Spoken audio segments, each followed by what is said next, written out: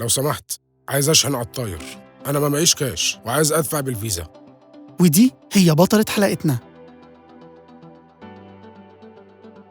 لو دخلت أي مطعم أو كافيه أو رحت لأي كشك هتلاقي عنده جهاز كده اسمه POS أو Point of Sale.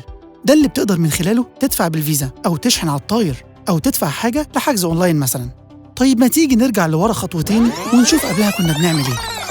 في الستينات ومع بداية تطور الكريدت كارد اخترعوا جهاز اسمه كليك كلاك، وده عشان الصوت اللي بيعمله أثناء عملية الدفع.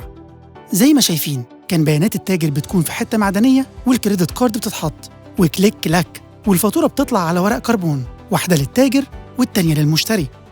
مع التطور الإلكتروني في الثمانينات فيريفون بدأت في إصدار الأجهزة اللي بتمرر كروت الفيزا بكل سهولة. وفي التسعينات ومع بداية دخول الموبايلات سياسة الوايرلس بدأت تنتشر، وأماكن كتير اتبنت فكرة POS زي المطاعم والكافيهات، وده كان شكلها. ومع تطور الأيام وصلنا لشكل POS اللي عارفينها دلوقتي، وكمان بقى فيها كريدت كارد واي فاي واللي كنا اتكلمنا عنها قبل كده. ومن أكتر مميزات POS إنها أسهل وأسرع وأضمن، وبتقبل معظم أنواع كروت البنوك. بس يا سيدي، ودي كانت حلقة من احكي يا أبو اليزيد.